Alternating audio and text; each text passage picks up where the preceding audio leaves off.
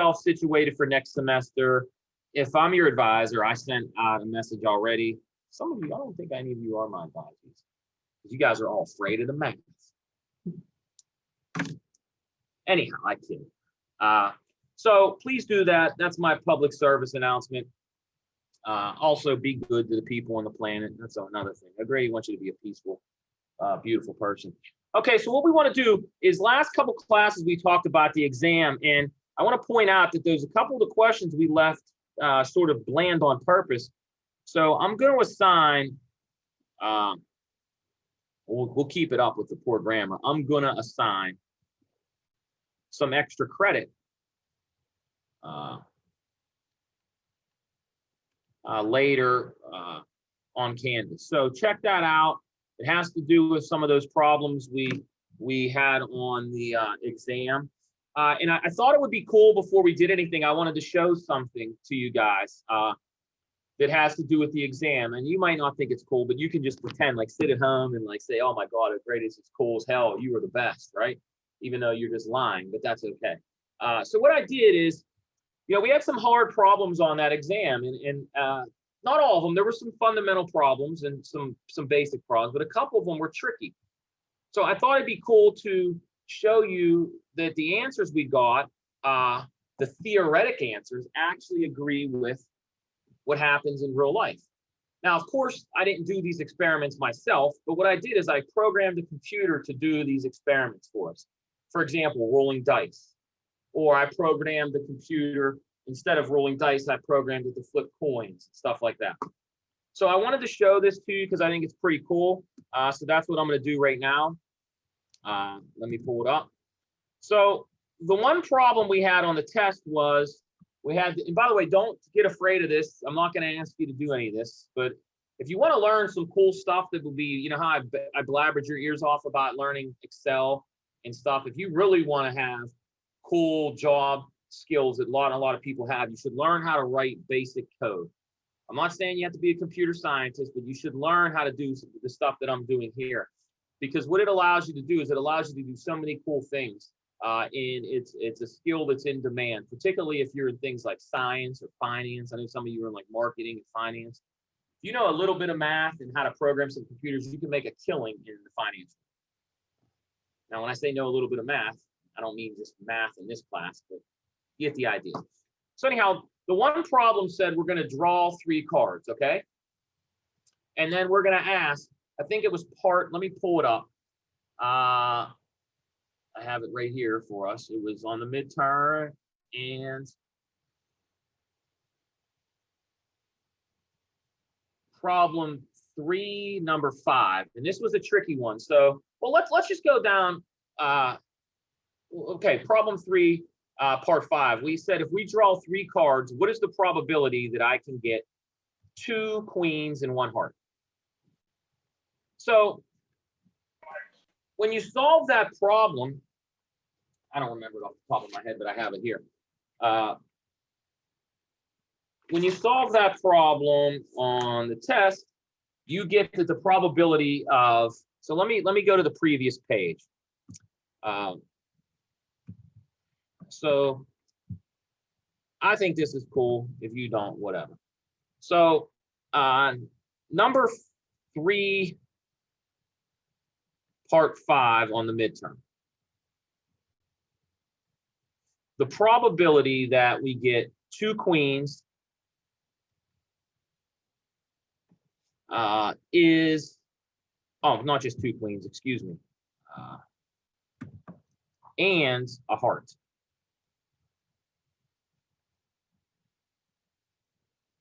So I'd like to go through this problem because I think it's a really useful problem that tests your understanding of the probability axioms. And there's a couple clever ways you can answer this question, but you can also get it brute force. So what we have is there are 2 scenarios. The first scenario is one of the queens is the heart.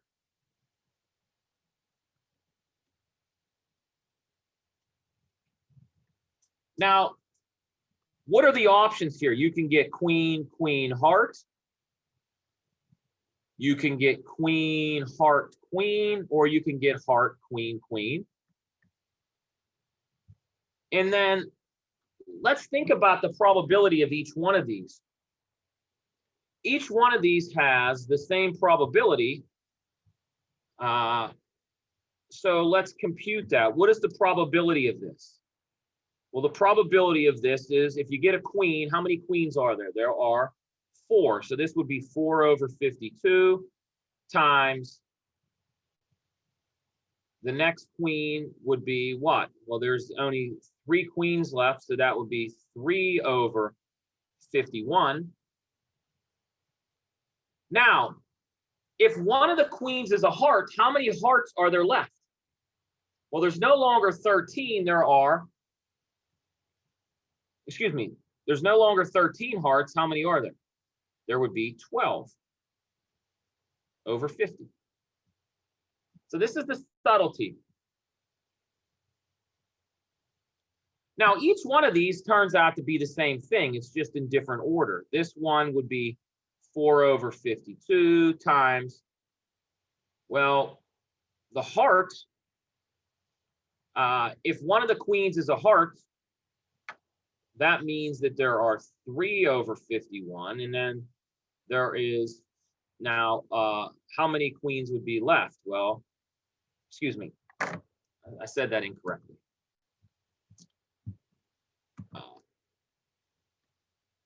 If one of the queens is a heart, I'm not going to get, there's not going to be 13 hearts, there will be 12 over 51, and then one of the queens is gone, so then there's 3 over 50. And by the way, this turns out to be the same thing. It's just, so you have 3 of these.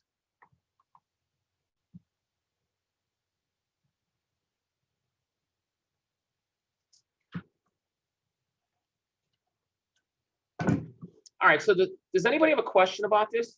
So this is, I get 2 queens. Look, there's 3 scenarios where I can get 2 queens and a heart. Those are the 3. Now, I'm assuming in this scenario, though, that one of the queens is a heart. That's where I'm getting those numerators from. The denominators are all the same, but the numerators switch because of that. Okay, so the next scenario is no queen is a heart. Okay, so you still have the same thing. You have queen, queen, heart. You have queen, heart, queen, and then you have heart, queen, queen. And what are the probabilities here? Well, the probabilities are slightly different because, for example, this would be 4 over 52 times 3 over 51 times now 13 over 50. Because that heart, there's still 13 hearts in the deck instead of 12. And then, of course, this thing, all these probabilities are the same.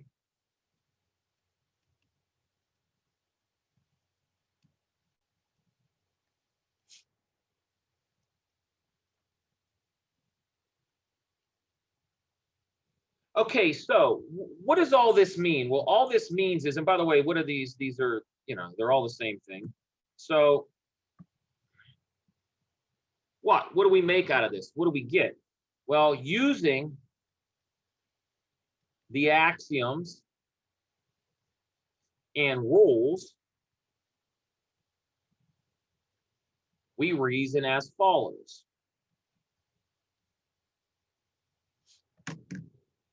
Now remember, each one of these scenarios is independent of the other. It's exclusive of the others. So we have certain rules for how we compute the probabilities. Does anybody have a question about this? Are those numbers clear after we read them?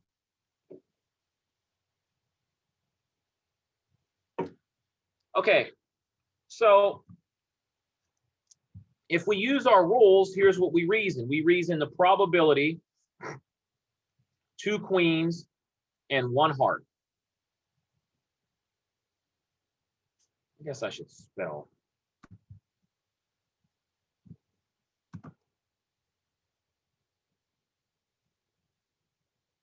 This is equal to, the probability is scenario 1 plus the probability of scenario 2.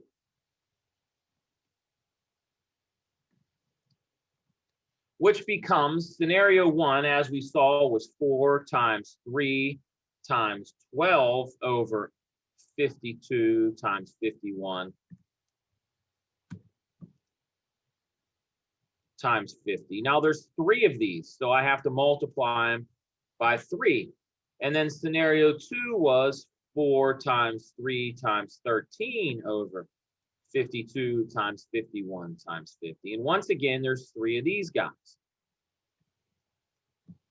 So when you do the arithmetic, what you get is 0.067.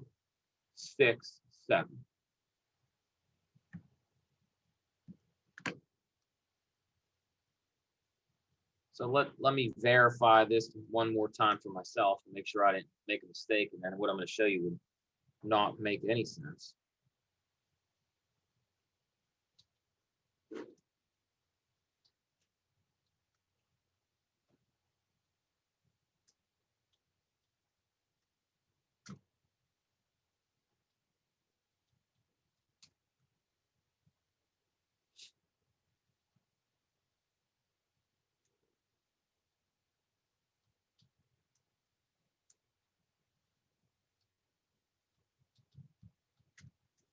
So boring, I didn't make any errors. I'm going to double check it. Didn't make an error. Of course it did. What did I just do? Plus. Yeah, so you get 0.0. I wrote that down. 0.067. I'm glad I checked. And by the way, what is this? If you want to think of it in terms of percents, this is approximately 0.67%.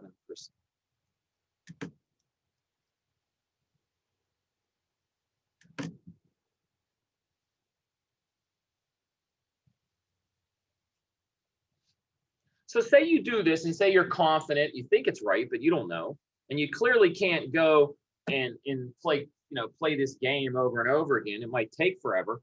But one of the things we can do in modern times is we can actually have a computer simulate this experiment a bunch of times and see how many times this happens. So what I did, and I'm going to go switch pages in a second. Before I do that, does anybody have a question about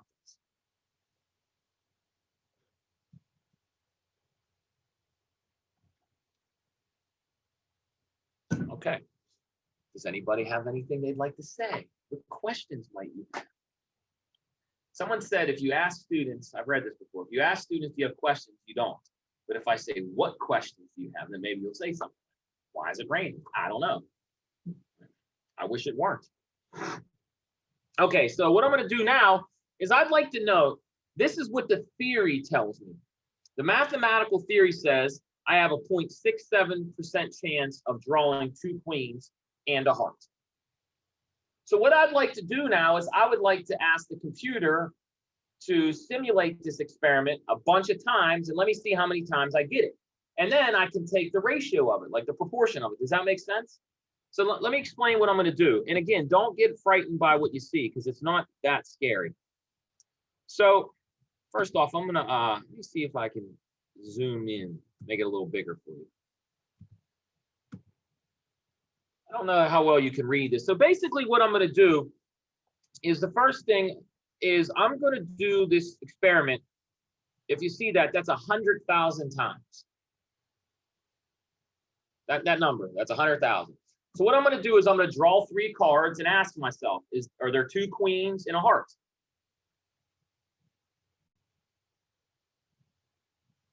And then I'm going to do the experiment again. And I'm going to ask, are there 2 queens or a heart? Yes or no? Okay. And then after 100,000 experiments, I'm going to take all the times I got 2 queens and a heart, and I'm going to divide it by the total number to see how often I got 2 queens and a heart. So what this stuff does, all this weird mumbo jumbo here, is this tells me, this thing right here tells the computer to take 52 numbers and pick 3 of them randomly.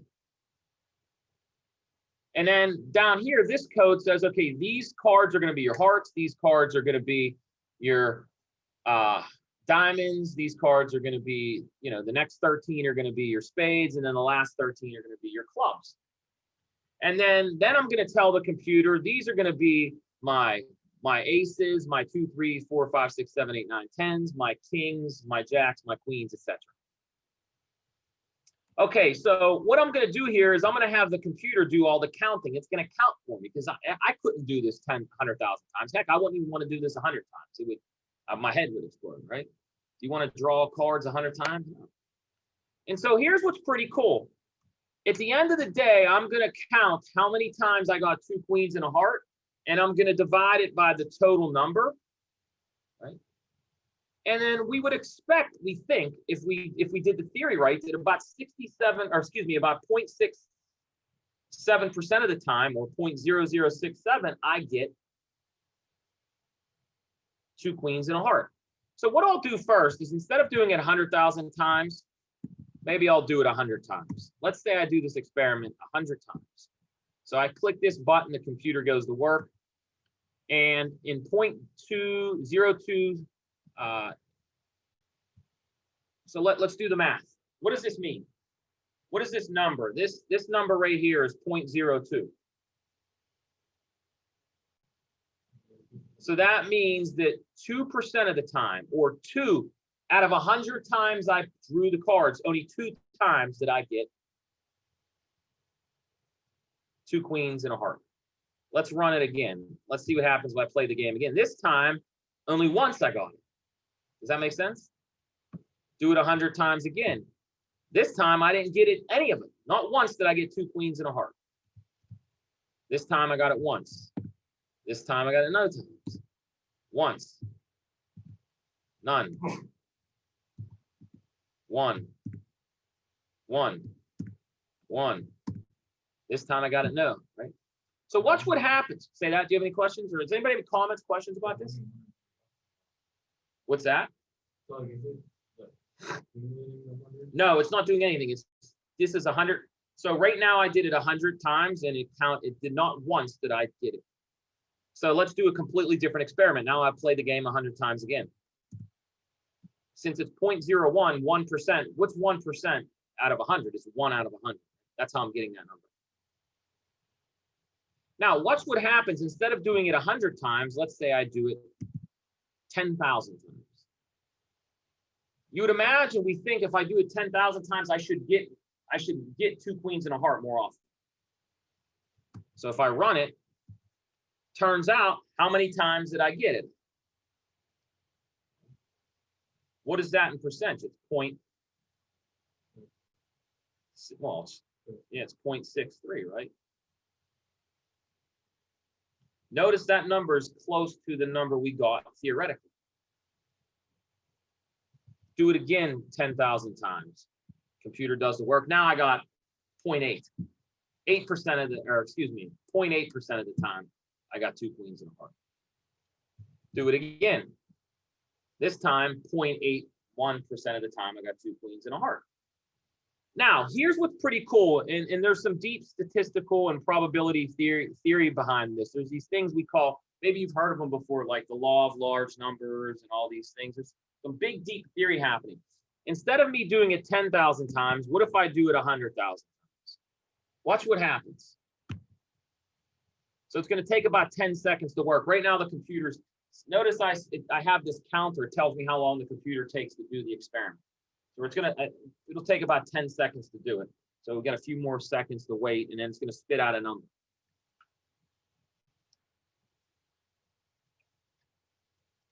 Maybe it's going to take longer than 2 seconds or 10 seconds. Maybe a minute. I don't know. We'll do a dance. You want to do a dance while we wait? You should feel how warm my computer is right now. It's crunching numbers. That's what it's doing. It's crunching.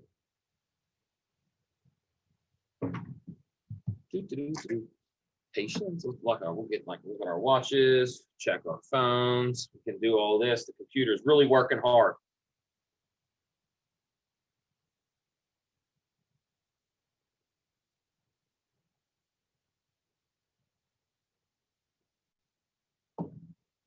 There, once calculated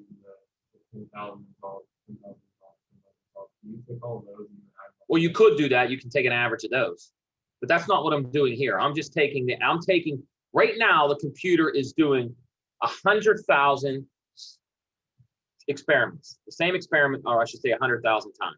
So the first time it says 2 queens and a heart, yes or no. Second time, 2 queens and a heart, yes or no. And every time it's a yes, it counts. And then it takes the total number of yeses and divides it by 100,000. And why is it still taking forever? I don't understand. Well, actually, here's what we'll do.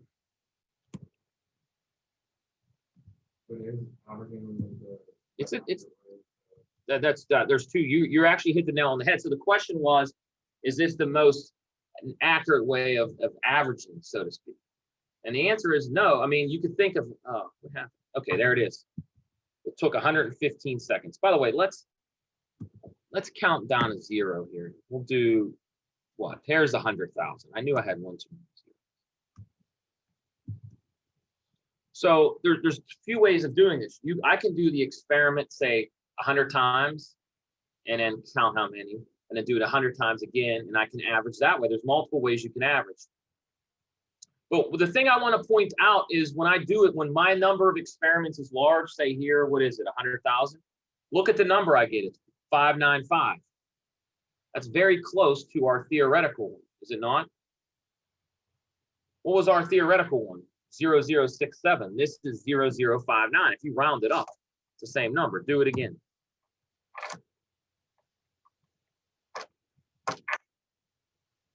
By the way, and you'll notice that this number here, when I did 1 million simulations, it was even more accurate. It's close to the theoretical value. Here, once again, pretty close to our theoretical value, 6.8 instead of 6.7. So I can change the number of these I do. Suppose I do it with a 500,000. It's going to take probably 20, 30 seconds to do, but we would expect that we get something like 0067.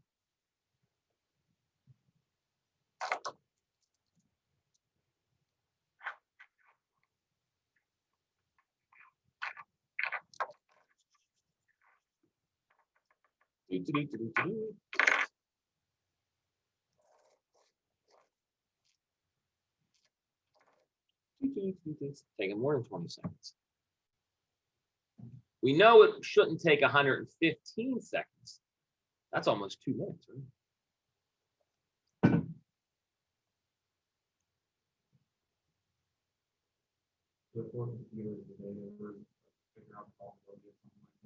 Say that again. Oh, this would have been impossible to do. Right, and that's what's changed. The question was, there you go, look at that number. I mean, that's almost identical to our theoretical value. Again, this number, so let's write this down. When we simulated this 500,000 times, we did the experiment, 500,000 times, we got 6708. So compare with the simulation.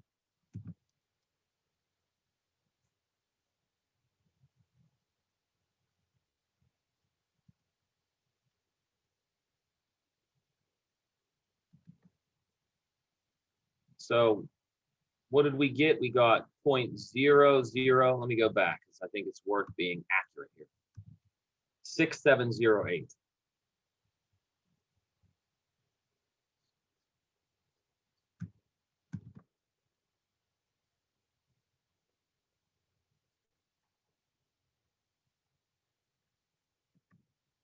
So the question you were asking is a great question, because it's kind of, computers have done so much to change the world we live in for obvious reasons, and it's different. Maybe your generation, it's you guys don't really remember a world without this kind of stuff. Like, you guys don't have a world where you had to go use a map to travel somewhere, a paper map or something, right? You have GPS. You don't remember a world where you couldn't just stream music and movies instantly, right? That doesn't exist. My generation's kind of different because I grew up as things changed from sort of the old way to the new way, where everything's technological based. You know, even when I was a kid in school, we had calculators, but nothing like this kind of stuff. And so this idea of being able to use computers to simulate things has really changed science over the last 30 or 40 years. It's created new branches of science, and not just physical sciences, but it's changed medicine, it's changed finance. And this is a big thing that we do. It used to be science was done by an experiment, and then the math people would try to figure out formulas and develop theory to explain and predict experiments. But it's a little different now because there's a third sort of thing happening now. Because now, think about what experiments there are out there that either are cost effective or not cost effective or impossible to do. For example, I use neuroscience because that's one of the areas I studied as a graduate student. I mean, it's going to be hard pressed to let people cut their head open and do experiments on a brain, like a living brain. And one of the cool things we can do now is we can simulate the brain on a computer, and we can ask, does theory match experiment? And does theory match simulation? That's an important thing. And that's used in finance all the time. It's used in medicine. You know, if we're trying to test new drugs, maybe cancer drugs, we might not have 5-10 years to figure out what happened. So maybe we simulate this drug on a computer to see how it either helps or it hurts. When we're designing airplanes, that's another great example, or anything, submarines, or anything that would be expensive to design. At first, you can use computers to simulate these designs, and then you figure out all the kinks and stuff before you start spending hundreds of millions of dollars on these things. And there's endless examples of this where simulation is extremely important. And you're right, it's a very recent thing in modern science. Now, we could never, I mean, imagine how long it would take us to do 100 experiments. But that is true. I could send each one of you home and say, I want you to do this experiment, say 50 times each. And then we could take your results, and then your results, and your results, and then everybody's results. So we have 30 students in this class, 30 times 50, how many results we can have, and we can average it out that way. But that would be very tedious on us. Instead, we had a computer do it in 30 seconds. Do you understand what I'm saying? All right, so cool. Does anybody have any comments or questions, curiosities about this? And by the way, I got to be honest, it's not hard to learn what I did there. I've never taken a class in computer programming ever in my life. I taught myself all this. And even more interesting is you can do all this. It's real easy to learn because all you have to do is ask the computer, the Google machine, how do you do something? And someone's already probably done it. And then you copy and paste and you learn.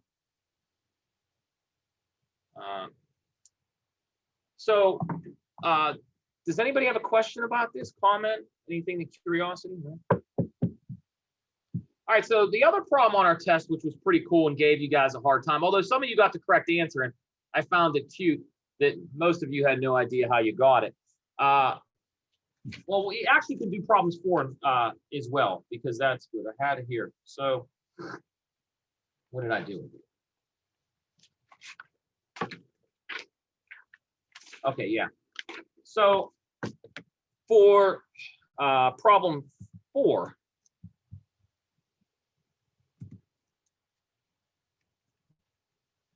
for number 4, the theory says for part A, the probability of at least 1/6 was equal to 1 minus the probability of none. And we did this, I'm not going to go through the details again, but the number we ended up getting was approximately 0.6651. And then for part B, the probability of at least, it wasn't a 6, it was a 3. So let me fix that. So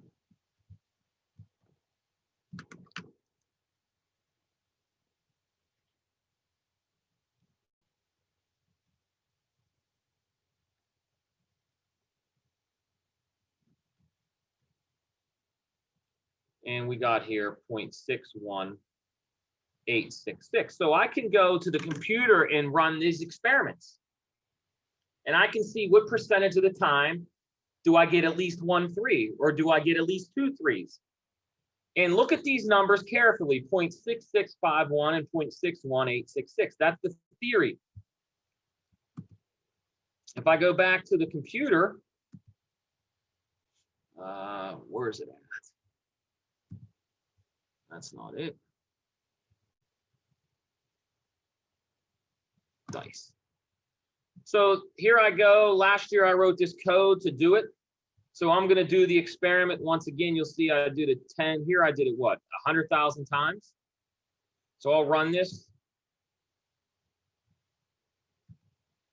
And it's going to take a little bit to run because it's doing a lot of calculations very rapidly. More accurate than we could ever do.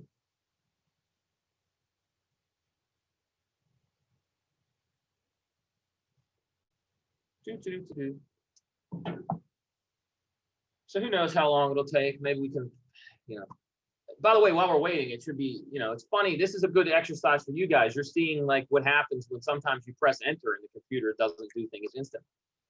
And I would have used people, my dad doesn't. It doesn't do it instantly. It just keeps hitting enter like that's going to speed up the process. That doesn't. It actually slows it down.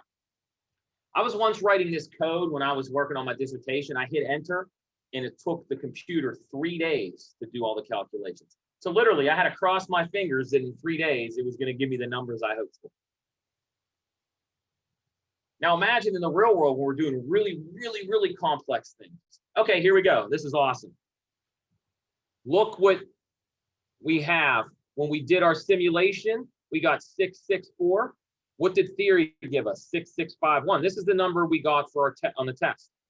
Now, don't ignore the third column here.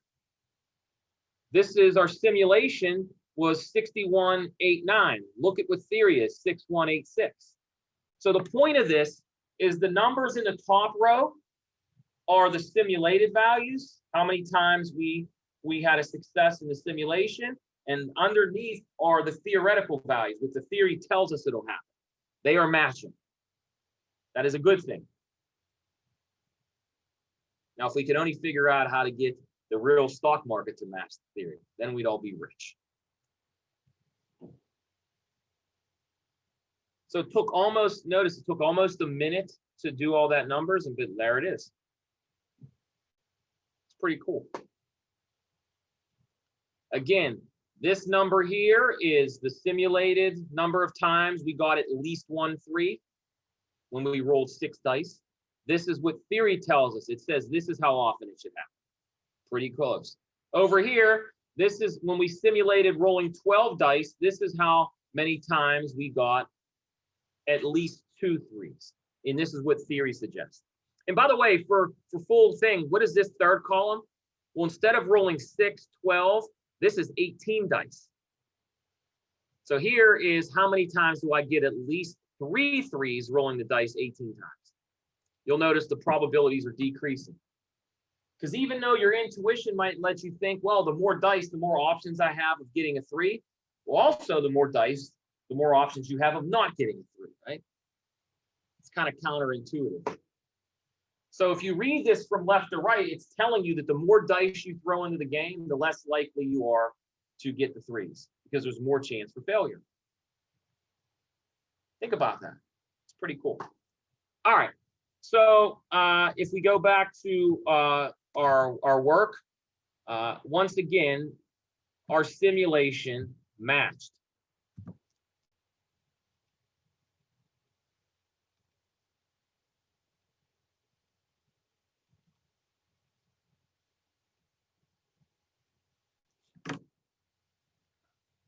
Okay, and then the next problem was the one that was sort of quite an interesting problem because I left it more open for debate because we don't have enough math yet. But many of you went and got the answers from the internet, which is cool. I just hope you take the time to learn. But problem 6, let me remind you what it said. Problem 6.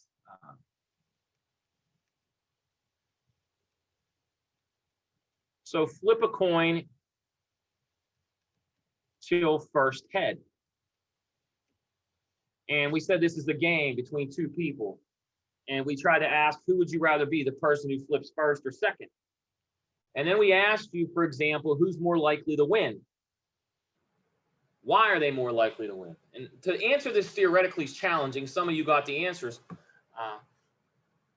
But what does the simulation say?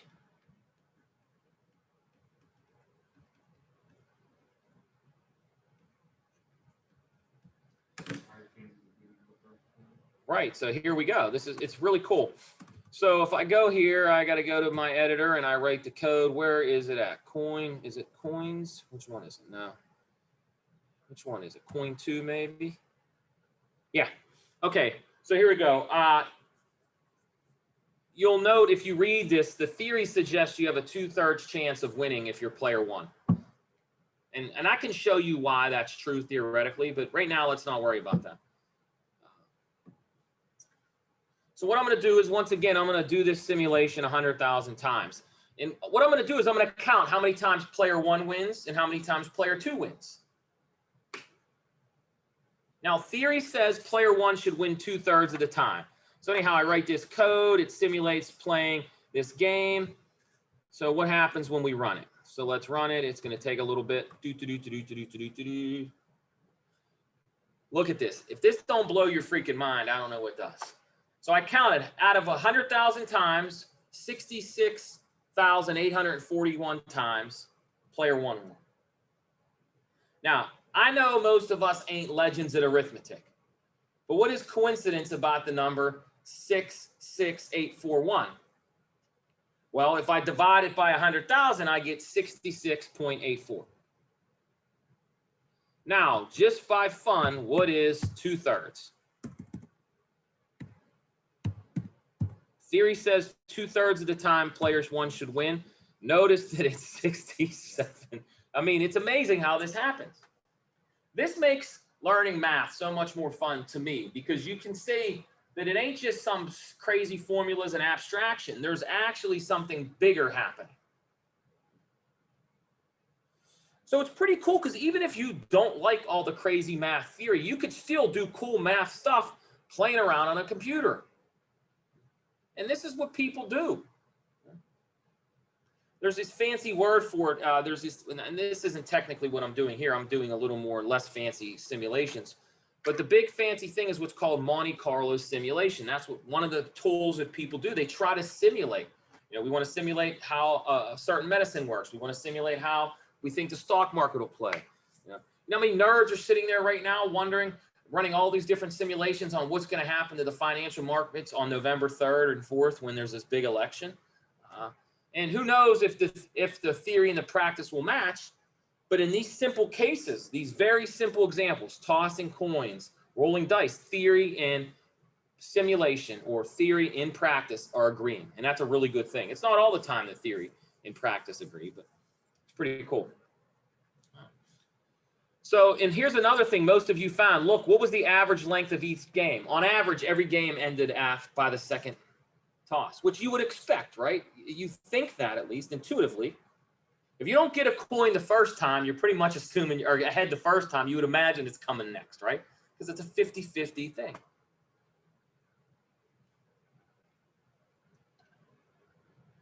But anyhow, I'm going to, problem 5, I'll leave for extra credit if any of you want to explain the details of the numbers.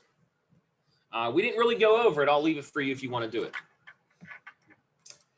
It requires a couple things we didn't cover yet, but we will cover them probably this week, and then you can make sense of it, hopefully.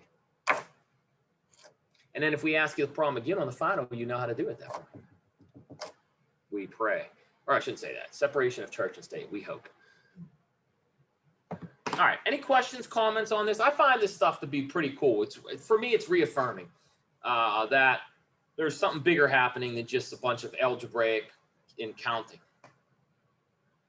Because this computer ain't doing any formulas. It's not using axioms. It's literally just doing the experiment for us. And it's counting how many times it's looking at all the results of the experiment, and it's counting how many times player 1 wins. It counts how many times player 2 wins, and then it takes what percentage of that.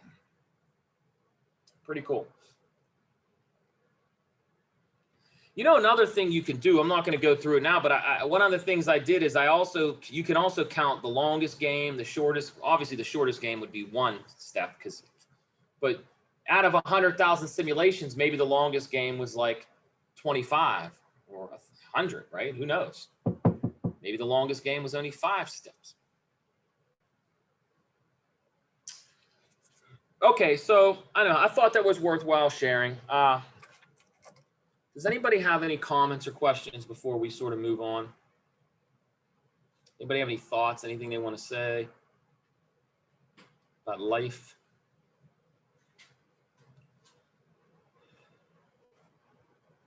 Liberty and the pursuit of happiness. Is that the Constitution? I don't know. Sometimes forget. What's up with the bear on my shirt? I don't know. I just buy teddy bear shirts. Why not? Reminds me like the School of Rock. Oh, really? I probably have 20 of these bear shirts. Why? I don't know. I like them. Why not? So whenever Amy goes shopping at like the outlets, the factory store, you go to the Polo one and you can get them for cheap. That's why I stockpile. I like them. All right. So back to the math. So we could tie this little bow on this one. Stimulation agrees with theory. Super cool. All right.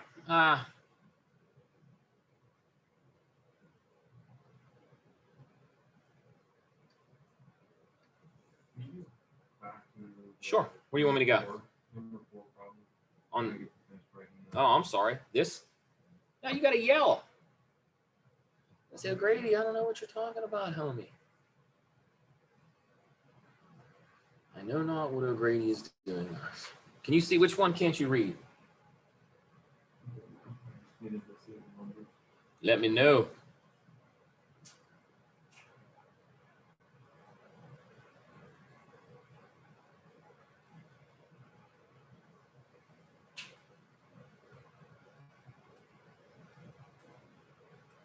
Any other questions on this?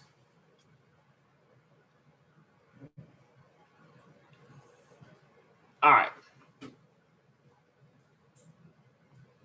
So let's move on then. What's next? Where are we going to head? Well, one of the things that we tried to foreshadow on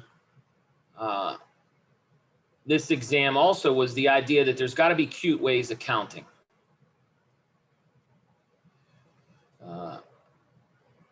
And so some of you actually use these cute ways, although I don't know if you knew what you were doing.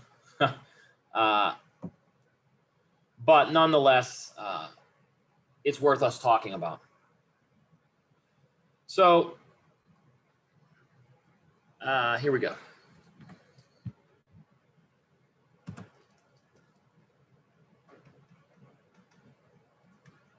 So a big theme on the exam is pattern recognition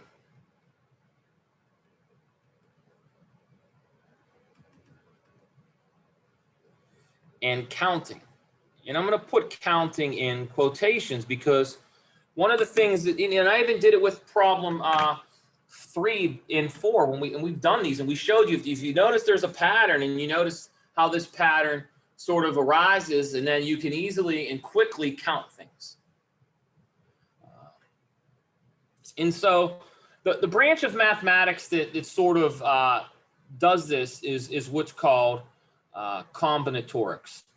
And so basically we're going to give a little brief introduction to some fundamental things in combinatorics, and it's going to be useful when we're doing answering questions from probability. So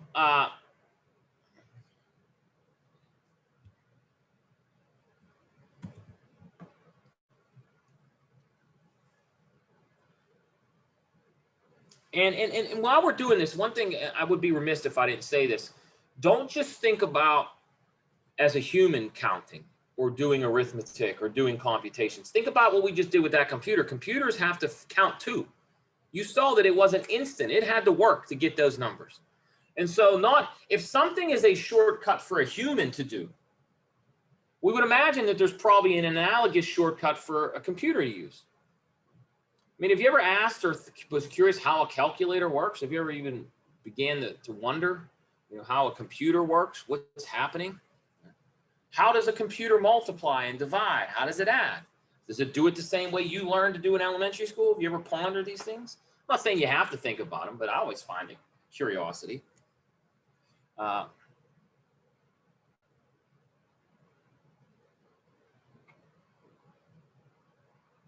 Okay, so here's a basic sort of question.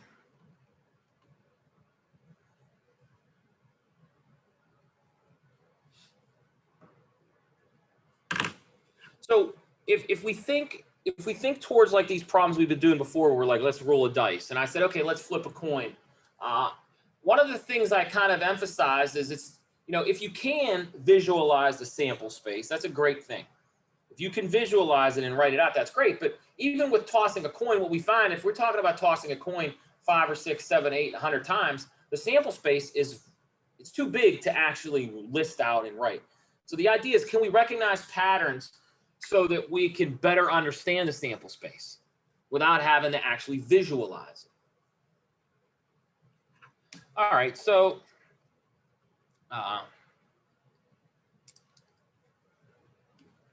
let's say, say we roll one die,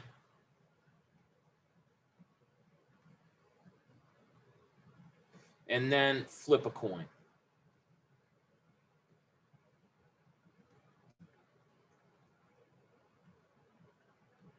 How many outcomes are there?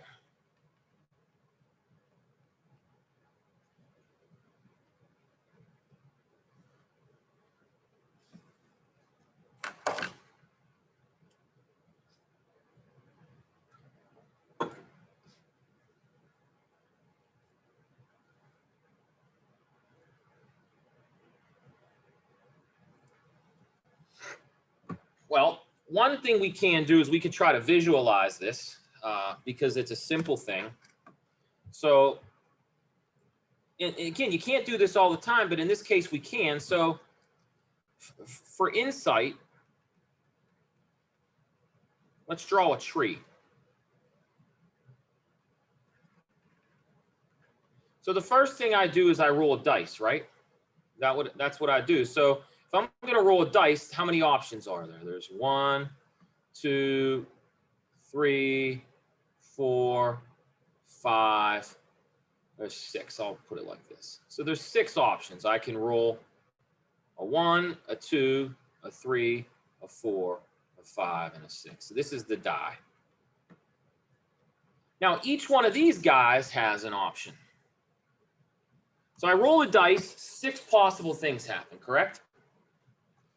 And then now I'm going to do a coin. So here I have 2 options, heads or tails. And then here, 2 options, heads or tails. Here, 2 options, heads or tails. Now I'm running out of room, but you get the idea, etc.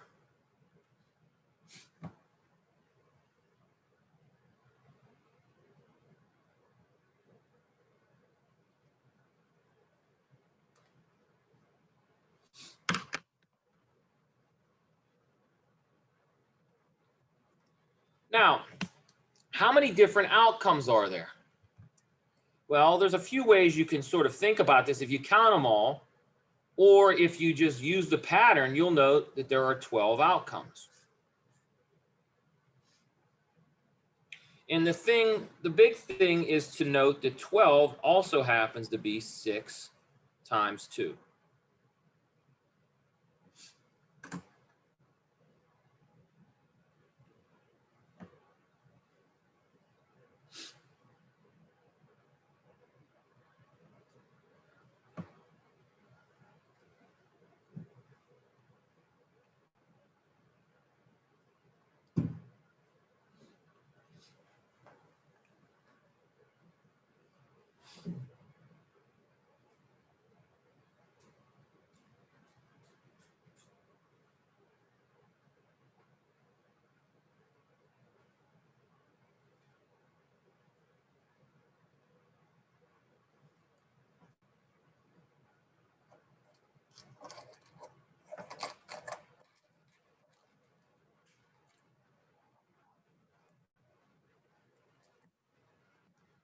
All right, so ponder that.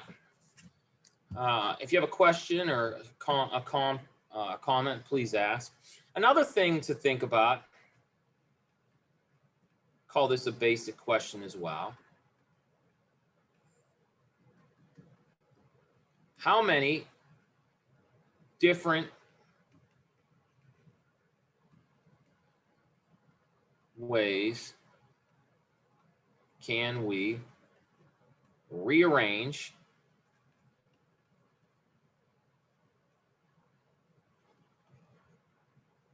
the letters C, A, T?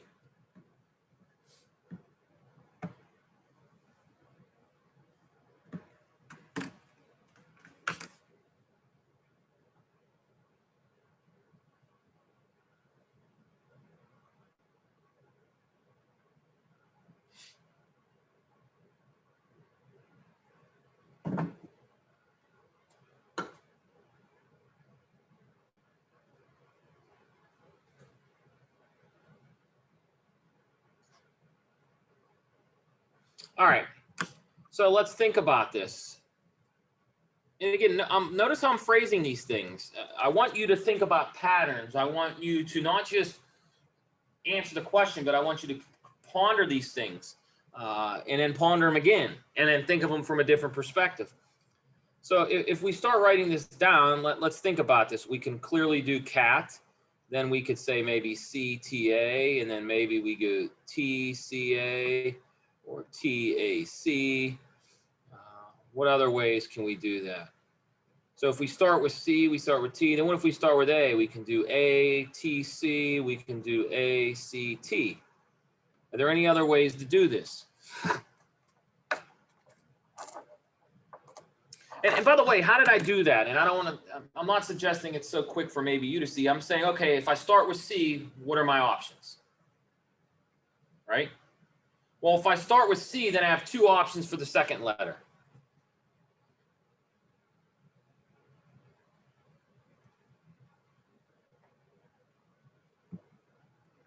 So here's what I'm thinking about. I'm sort of doing an algorithm in my head. I'm saying, how many options for first space? Well, there's 3. What about for the second? Well, for the second, there's 2 remaining. And then for the last space, only 1 remains.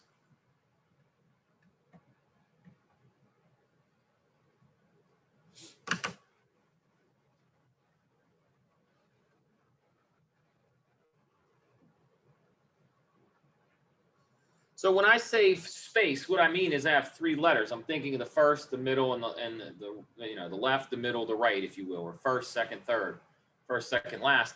And how many options do I have for my first letter? Well, if I haven't used anything yet, I have 3. I have a C, an A, and a T for the first space. But once I pick one of them, there's only 2 options after that.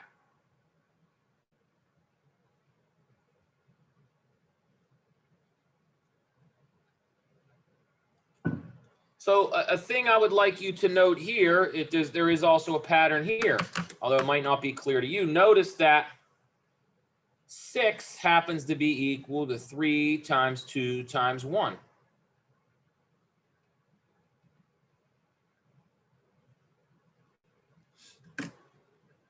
So I know 6 is 3 times 2, but notice how I'm writing it. I want you to be aware that not only is 6 the number 6, but it can be thought of as 3 times 2 times 1.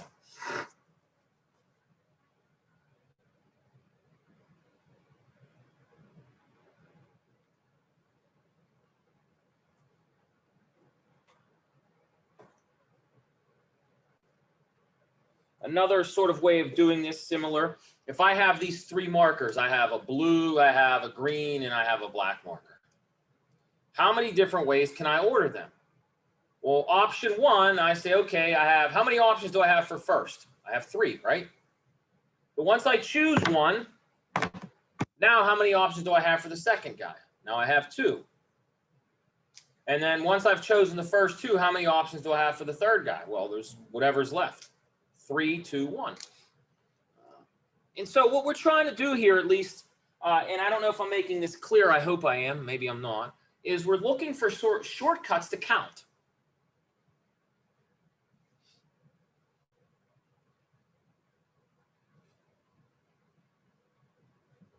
So if I go back to the previous example, I say, let's have an experiment. I'm going to first roll dice, and then I'm going to flip a coin. How many different possible outcomes? What does the sample space look like? Well, if we draw this tree out, what we might notice is that there's a pattern. There's 6 things that can happen the first stage, and then there's 2 things that can happen at the second stage. And it's not a coincidence that the total outcomes, 12, happens to be a product of that. So what are we here? What are we doing here? So let's think of it this way. At least this is how I would tell you to think about it.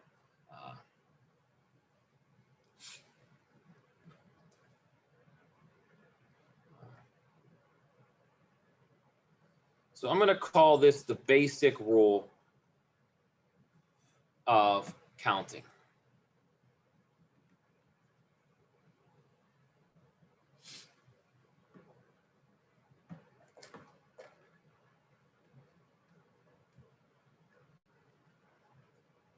Suppose we have what we call a sequence of n events. So now I'm using a generic number. I'm calling it n, capital N.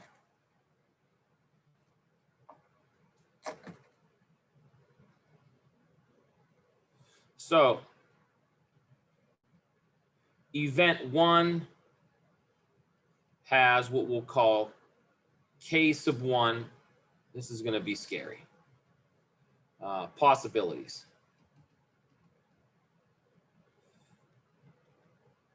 Event 2 has, will denote k sub 2 possibilities.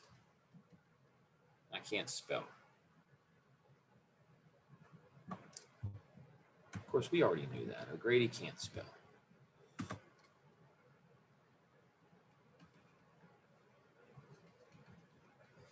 And then we'll just continue this pattern. You can go down to, say, event 23 has k sub 23 possibilities. And then eventually the last one, we have n events. So let's say event n has n sub k possibilities.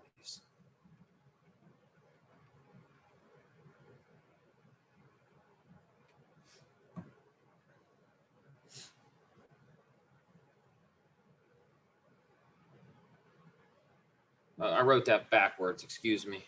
Dyslexia is amongst me.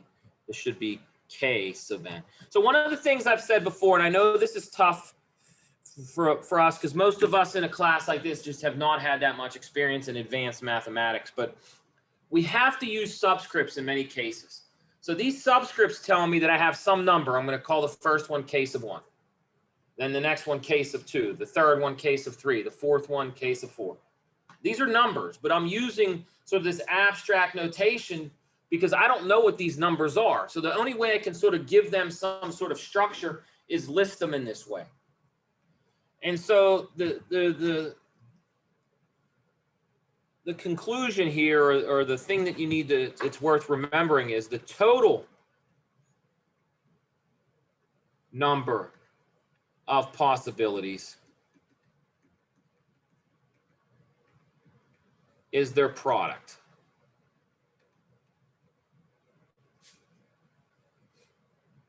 K sub 1 times k sub 2 times k sub 3, and this product goes all the way out to the nth one.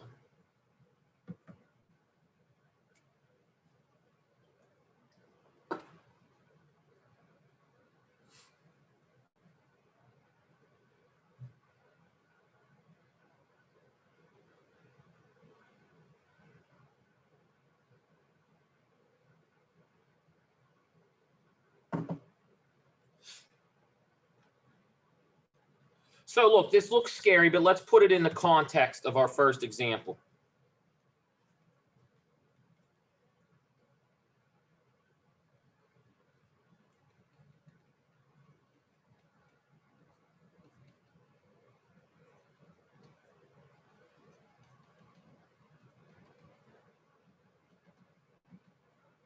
Here, K1 is 6, K sub 2 is 2.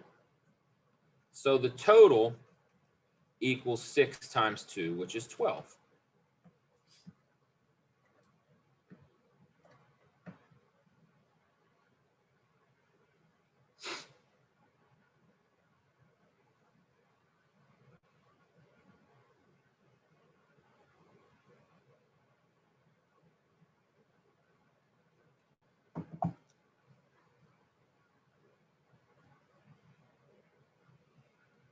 So even though this thing in the middle with these K's and N's looks scary, basically those just represent numbers. What we're telling you is that if you have multiple steps in some sort of experiment, then you just multiply the possibilities in each step and that gives you the total. We've sort of seen this already though, when we talked about flipping a coin. When we flip a coin 3 times, what was the sample space? It had 8. 2 times 2 times 2, 8. Flip a coin 4 times. 2 times 2 times 2 times 2. 4 to the 4, excuse me, 2 to the 4th is 16. When we roll 2 dice, each dice has 6 and 6. What's 6 times 6? 36. So let's look at it in the context of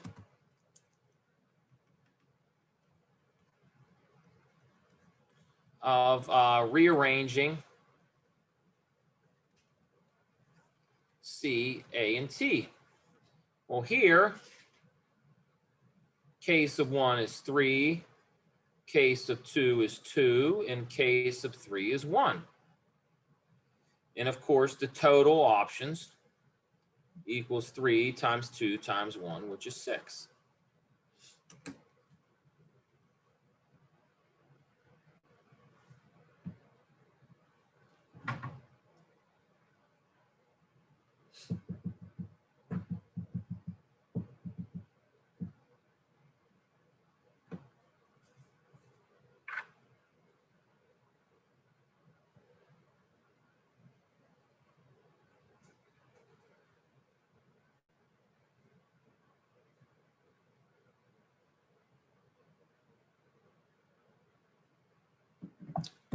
So again, this might not seem to be very useful quite yet, but I promise you these ideas will become useful. They're giving us shortcuts.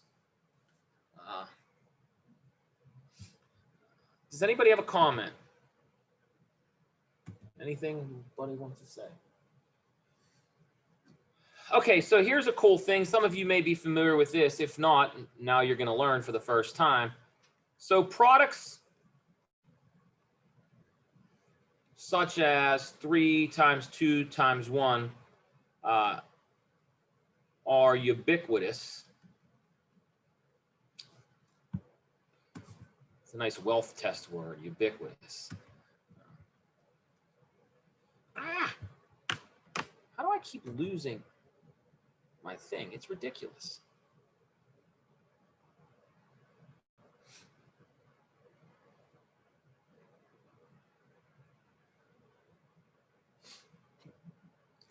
Come on.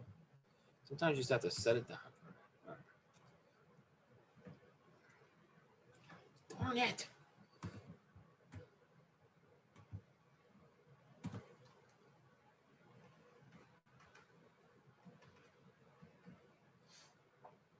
God, forget the U. These are ubiquitous in mathematics. So we invent a shorthand.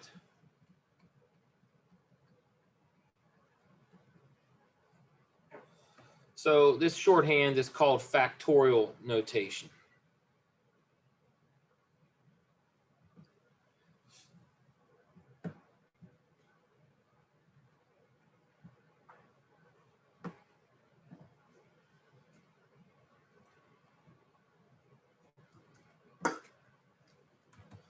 So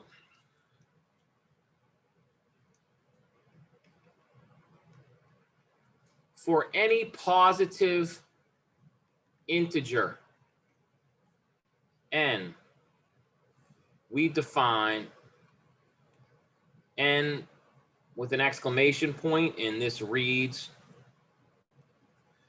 n factorial. And we define it like this. N factorial is n times the number that precedes n times the number that precedes n minus 1, all the way down to 3, 2, 1. And we define 0 factorial to be the number 1. So that, again, this is a shorthand. The way you think about this right now is it is a shorthand notation. Do not get overwhelmed with these symbols right here. We're going to go to the next page and we're going to show you what the first few values are. And it's just multiplying. It looks scary, but it's not. It's very useful.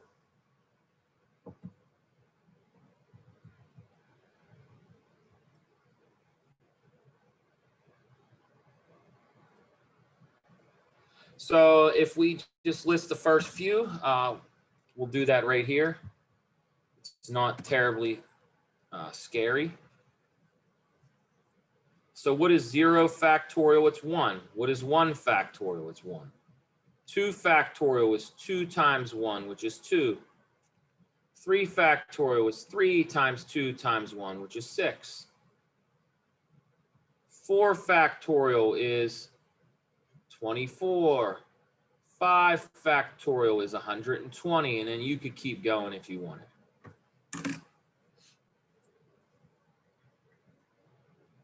How is 1 and oh, what? How? Well, it's just a definition. We're defining it that way. I mean, we could call it cat if we wanted to. We can call it dog. We could say 0 factorial is a tornado. That doesn't help us though, right? It turns out, and that's a good question actually. So the question was, why is 0 factorial 1? I believe that was your question. And first off, let's think about what factorial means. If you put it in terms of that context of the cat problem where we rearrange the letter CAT, we see that factorial, one application of it is it shows us how we can rearrange things. Imagine you have 4 books and you wanted to put them on a bookshelf. How many different ways can you order 4 books on a bookshelf? Turns out that the natural way to describe that is to use this factorial. So 1 factorial being 1 makes sense. How many different ways can you rearrange one thing?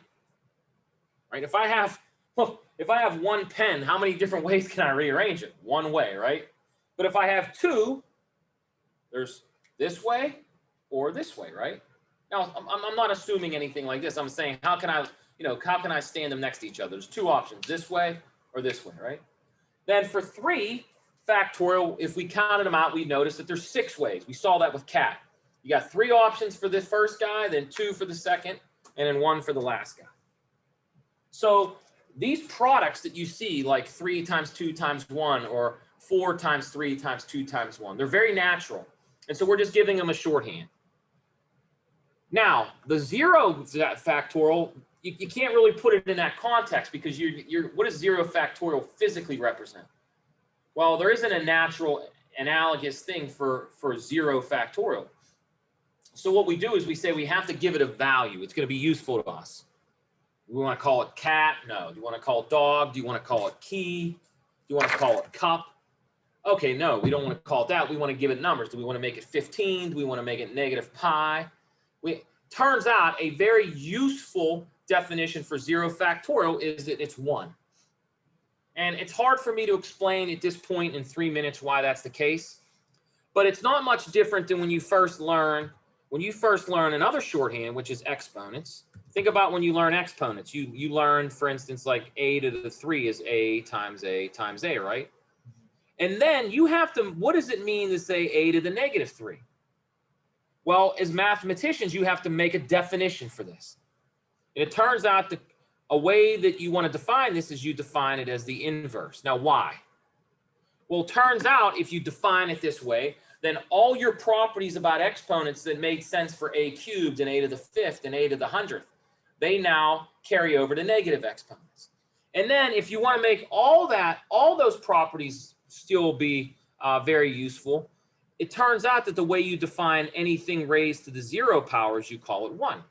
And then all your exponent properties hold for any exponent. So this is a natural. These are defined because they make, not only are they in some sense natural, but they make all our rules hold true for negative exponents and 0.